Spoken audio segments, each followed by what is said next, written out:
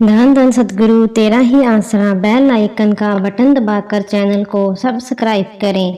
कृति नगर सिरसा से बीबी सत्या देवी पूज्य परम पिताजी की अपार कृपा का एक प्रत्यक्ष करिश्मा इस प्रकार बयान करती है कि सन 1991 में उन्होंने अपना नया मकान बनाया।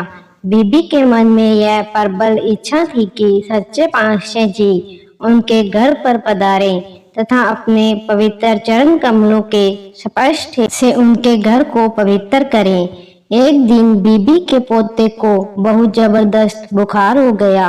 रात का समय था।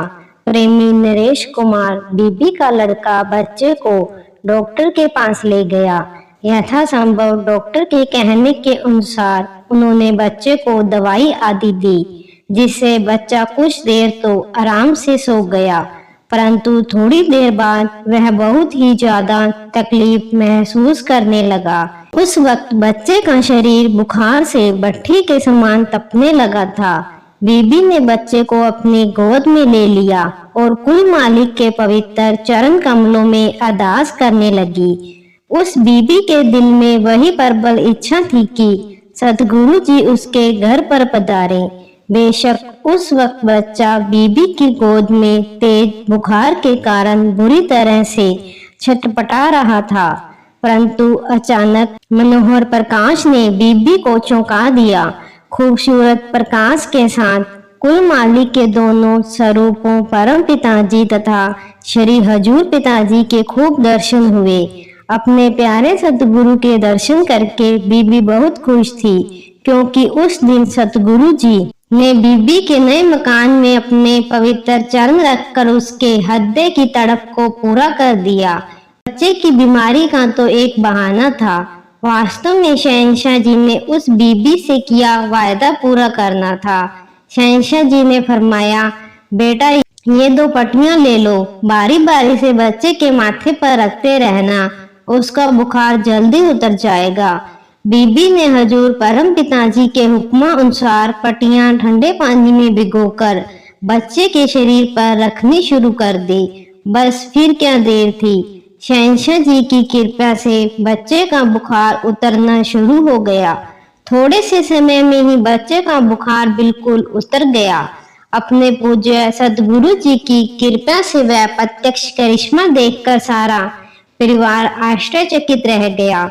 अंतर्यामी परम पिताजी ने उनके घर पर अपने मुबारक चरण कमल टिकाकर उनकी हार्दिक इच्छा को भी पूरा कर दिया था, जिससे सारा परिवार अत्यंत प्रसन्न था। बीबी लिखते हैं कि पिछले काफी समय से उसके सिर में बहुत दर्द रहता था और कई बार तो इतना ज्यादा दर्द होता कि वह 2-2 दिन तक चारपाई पर ही पड़ी रहती थी। बहुत इलाज करवाने तथा अंग्रेजी देसी दवाइयां खाने पर भी उसकी बीमारी ज्यों की त्यों थी।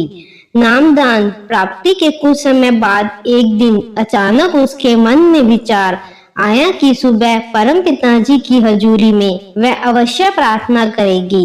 अगले दिन जब वह साथ संगत में बैठी हुई अपने सदगुरु कुल मालिक के दर्शनों तथा शुभ वचनों का आनंद ले रही थी, उस वक्त उसे अपनी उस रात वाली बात का ख्याल ही नहीं था, परंतु अंतर्यामी शहंशाह जी ने सत्संग के दौरान अपने पवित्र मुख वचनों के द्वारा उस बीबी के मन की उस उलझन को भी सुलझा दिया।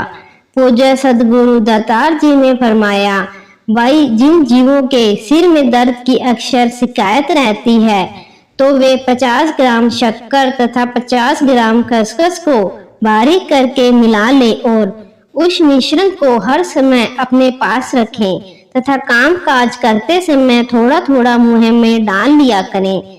ऐसा करने से दर्द ठीक हो जाएगा।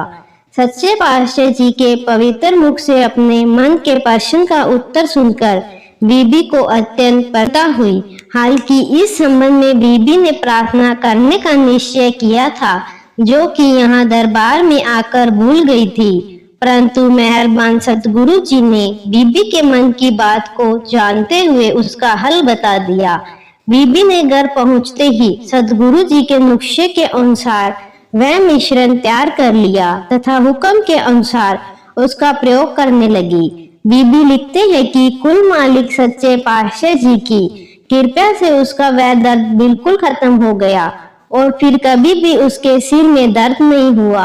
यह भी सतगुरु पूज्य परम पिता जी की अपार रहमत का ही करिश्मा है। सतगुरु तो घट घट व पट पट की जानता है, वह सर्व सामर्थ सर्व शक्तिमान है। यदि शिष्य सेवक को अपने सतगुरु जी पर पूर्ण भरोसा आ जाए तो सेवक को कुछ कहने की जरूरत ही नहीं पड़ती, उसके सभी काम अपने आप ही होते रहते हैं।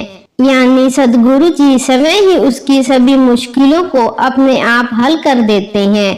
यदि खाती मित्र है और उसका घर में आना जाना है तो उसका मित्र उसे अपनी टूटी चारपाई की मदद करवाने के लिए कभी नहीं कहेगा, अर्थात उसके कहने से पहले ही वह उसे स्वयं ठीक कर देगा, क्योंकि वे लोग उसी चारपाई पर बैठते हैं। इसी तरह सतगुरु जी से कुछ मांगने की आवश्यकता नहीं पड़ती।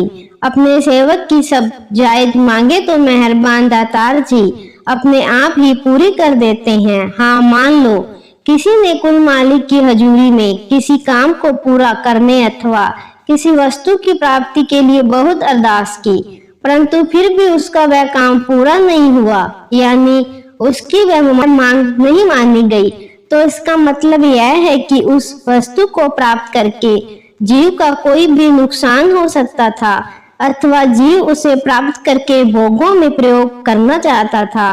माता अपने बच्चे को कभी भी जहर नहीं देती। सतगुरु का जर्दा तो माता से बेहद महान है, क्योंकि वह दोनों जहानों में अपने जीव की पूरी संभाल करता है।